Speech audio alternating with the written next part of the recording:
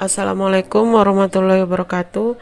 Baiklah, pada pertemuan kali ini saya akan menjelaskan tentang tablet salut. Sebentar.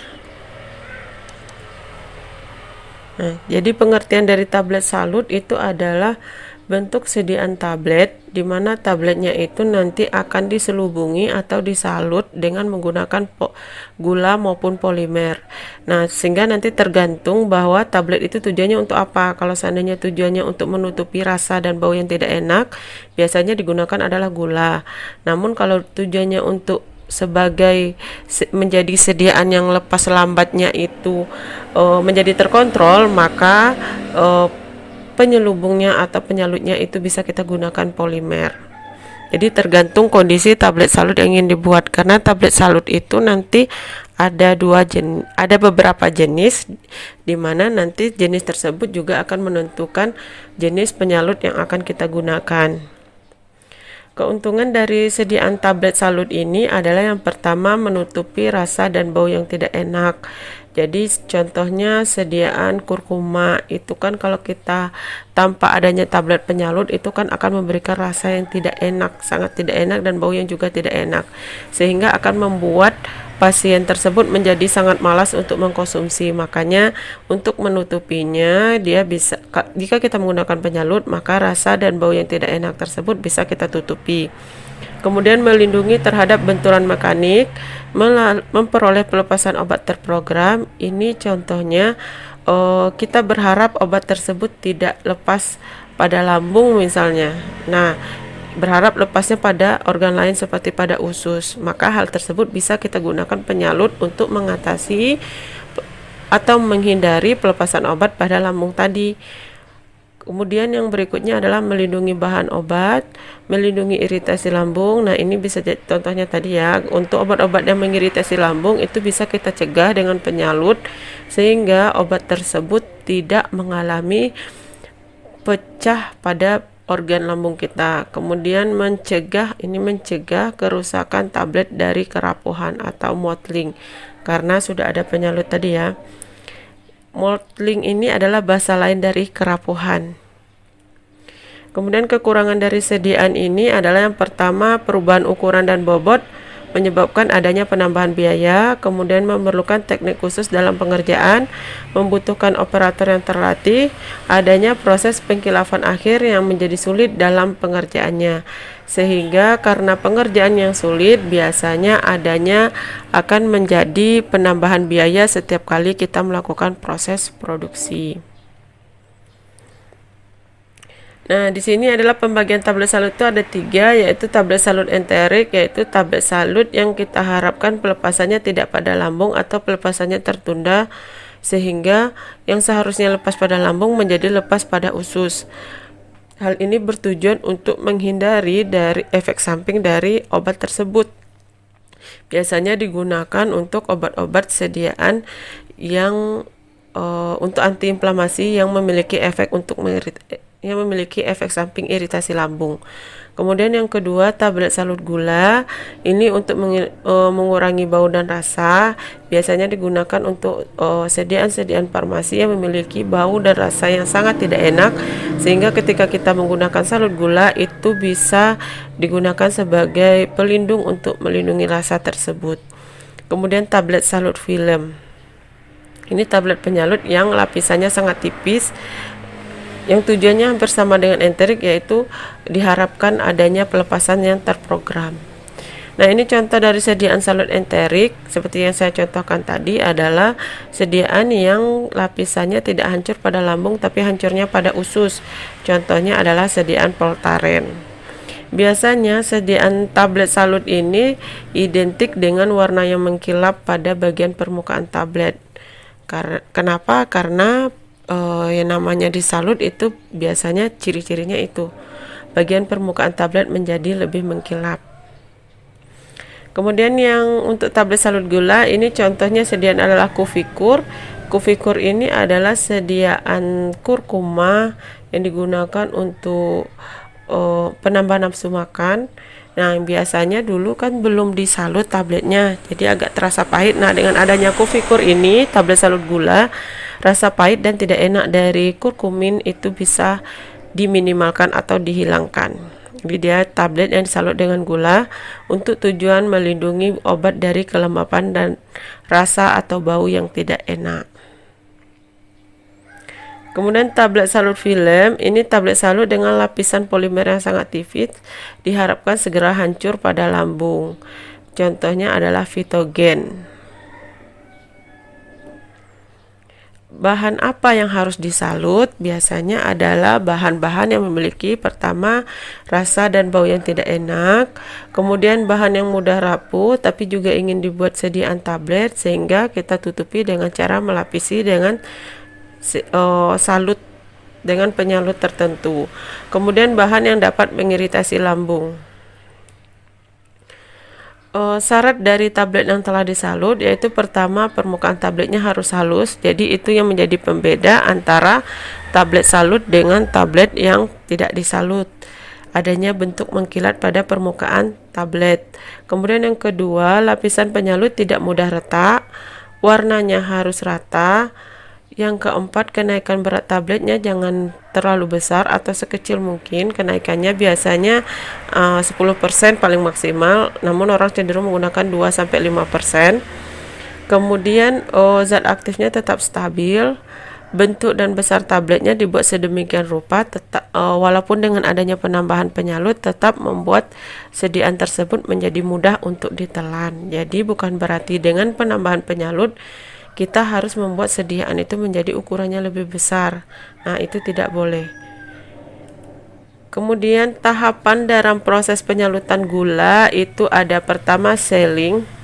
Jadi ini proses pembuatan sediaan tablet salut gula ya. Yang pertama sealing, di mana dia bertugas untuk menghalangi penetrasi air ke dalam core. Core ini adalah inti dari tablet.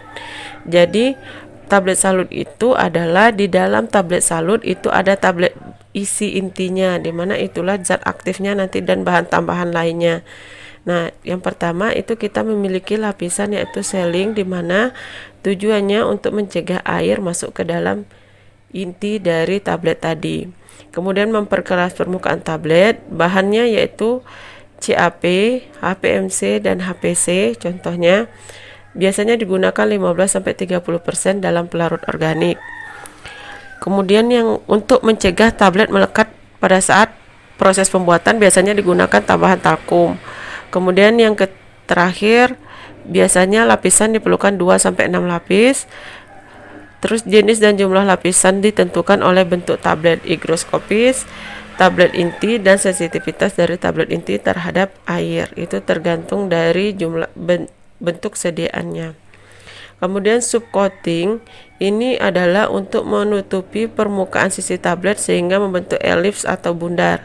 Nah, ini juga salah satu ciri dari sediaan tablet salut. Jadi kalau tablet salut itu pada umumnya bentuknya bagian atas itu agak membundar atau berbentuk elips. Jadi dia tidak bisa berbentuk datar. Kemudian ada dua cara. Yang pertama ditambahkan dalam bentuk suspensi. Yang kedua ditambahkan secara bergantian larutan penyalut dan serbuk penaburnya. Jadi ada dua cara penambahan subcoating. Dia untuk menutupi permukaan tablet sehingga dia akan lebih berbentuk elips atau bundar. Caranya kita buat dulu suspensinya atau kita masukkan pelarut baru masukkan serbuk penaburnya.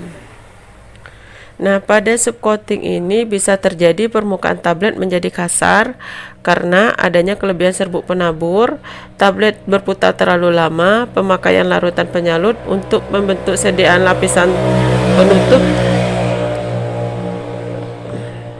Membentuk lapisan penutup tidak cukup untuk membasahi sediaan tablet. Jadi hal ini merupakan hal yang harus kita pertimbangkan pada proses pembuatan subcoating.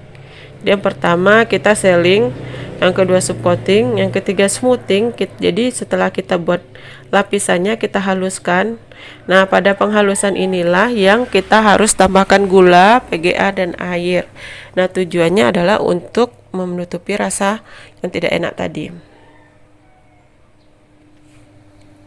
Kemudian kita mulai pewarnaan. Pewarnaannya itu adalah untuk memberikan identitas dari sediaan tablet. Pada proses ini biasanya akan ditambahkan pewarna, gula, PGA, air, dan bahan pewarna. Kemudian polishing, setelah diwarnai kita buat dia menjadi mengkilap. Bahan yang digunakan biasanya yaitu adanya cera alba, cera carnauba, cera flava. Jadi kita itu adalah ciri spesifik dari sediaan salut. Jadi dia di atasnya itu agak licin atau mengkilap. Dan terakhir ada printing. Makanya kita sering ketemu sediaan tablet salut, di bagian atasnya itu ada nama produk, ada dosisnya, namun kadang biasanya nama aja, ringkasan namanya aja. Seperti misalnya di sini, kita lihat contohnya ya. Oh ini di sini biasanya ada tuh nama di bagian ini. Sebentar. Mungkin nanti kita akan bisa lihatkan contohnya ya. Bisa cari di internet. Contohnya itu ada obat neurobion. Nah itu ada kode di bagian atasnya, itu biasanya ada printing nama produknya. Bisa kalian searching di internet.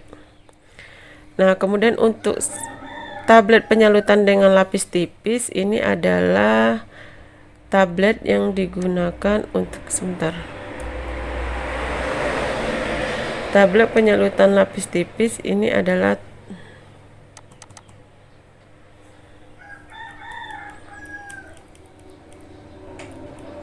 tablet penyalutan lapis tipis ini adalah untuk lapisan film dan tablet salut tablet salut enterik. Nah, di mana di sini yang digunakan itu adalah polimer yang biasa digunakan. Kalau di tablet salut gula tadi identik sama penambahan gula ya. Kalau yang pada lapis tipis ini identik dengan penambahan polimer. Nah, ini adalah macam-macam polimer yang bisa ditambahkan dalam proses penyalutan lapis tipis. Yaitu metil selulosa, etil selulosa, hidroksil etil selulosa, metil hidroksil selulosa, hidroksipropil selulosa, HPMC, dan NaCMC. Nah, yang mana yang baik digunakan itu tergantung dari zat yang akan kita gunakan. Tergantung saja mau menggunakannya apa. Kemudian polimer yang juga kalau ini polimer yang umum digunakan untuk salut enterik. Ya, jadi enterik ini agak lebih khusus, di mana dia juga akan tergantung dengan pH-nya. Jadi kalau untuk salut enterik hampir sama golongan selulosa juga rata-rata, cuma ada profil kelarutan pH-nya yang akan menjadi pertimbangan kita untuk menggunakannya sebagai bahan tambahan dalam proses pembuatan sediaan salut, tablet salut. Permasalahan yang sering kita temui pada tablet salut yaitu pertama blistering atau wrinkling, yaitu kerutan pada permukaan tablet. Kemudian chipping, adanya kelupas pada bagian tepi tablet tadi. Kemudian cratering, terkelupasnya hingga terbentuk lubang, ini agak bagian tengah. Kemudian picking, terkelupasnya lapisan penyalut tablet. Jadi hanya bagian luarnya sedikit saja. Ini ada contohnya. Picking itu bentuknya seperti apa? Nah ini. Jadi hanya terkelupas sedikit saja, itu hanya namanya picking. Ya. Ini mottling tadi. Oke. Kita lanjut lagi.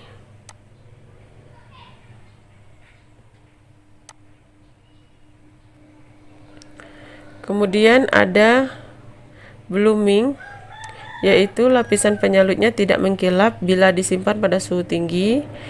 Terus blushing, adanya bintik-bintik pada lapisan penyalut film. Ini adalah adanya pengaruh perubahan warna. Terus tidak yang color variation, yaitu tidak meratanya warna penyalut. Dan terakhir cracking, yaitu lapisan filmnya pada bagian mahkotanya ada yang pecah. Jadi intinya permasalahan yang sering timbul pada pembuatan sediaan tablet salut itu adalah terjadinya pembuatan bentuk tablet yang tidak merata atau tidak sempurna, baik itu mulai dari perubahan warna maupun perubahan bentuk yang tidak merata, yaitu misalnya adanya bagian-bagian tertentu yang menjadi terkelupas, baik itu bagian tepinya, tengahnya, maupun ada bagian kulit lapisan tabletnya saja. Jadi itu adalah permasalahan yang sering muncul, sehingga pada proses pembuatan itu adalah menjadi poin penting. Karena kenapa? Ketika obat sudah diedarkan ke konsumen, ditakutkan nanti konsumen akan mengira obat yang diberikan itu adalah obat yang memiliki kualitas yang tidak baik. Nah, kemudian evaluasi apa saja yang dilakukan untuk pembuatan sediaan tablet salut itu ada berbagai macam, yaitu yang pertama ada tablet inti, suspensi penyalut, dan tablet penyalut. Jadi ada beberapa hal yang harus kita evaluasi untuk sediaan tablet salut. Tablet inti ini kita periksa yaitu keseragaman bobot, di mana keseragaman bobot ini kita timbang dulu apakah bagaimanakah selisih berat bobot. Itu biasanya dihitung dalam jumlah tertentu. Kemudian keseragaman ukuran, kekerasan, kerapuhan, dan waktu hancur. Dan ini biasanya kondisi ini diperiksa hampir sama dengan cara pemeriksaan tablet pada umumnya ya. Uji kekerasan, uji kerapuhan, waktu hancur. Nah, itu biasa memiliki kesamaan dengan tablet pada umumnya. Kemudian penyalutnya biasanya kan kita buat dalam bentuk suspensi. Karena dia berbentuk suspensi, maka kita harus mengukur tegangan permukaan, kekentalannya, viskositas, serta pH-nya. Itu pemeriksaan umum sesuai dengan pemeriksaan suspensi biasanya. Kemudian tablet salut yang sudah jadi itu hampir sama dengan tablet inti. Yang harus kita evaluasi itu adalah keseragaman bobotnya, keseragaman ukuran, kekerasan, kerapuhan, dan waktu hancur di solusi. Bagaimana kita mengetahui efisiensi penyalutan? Itu dihitung dengan pertambahan bobot setelah disalut dengan total berat penyalut yang digunakan. Biasanya yang baik itu adalah yang memiliki nilai efisiensi penyalutnya tidak besar dari 10%. Oke, baiklah, demikianlah penjelasan dari saya tentang tablet salut. Semoga mudah dipahami. Saya akhiri. Assalamualaikum warahmatullahi wabarakatuh.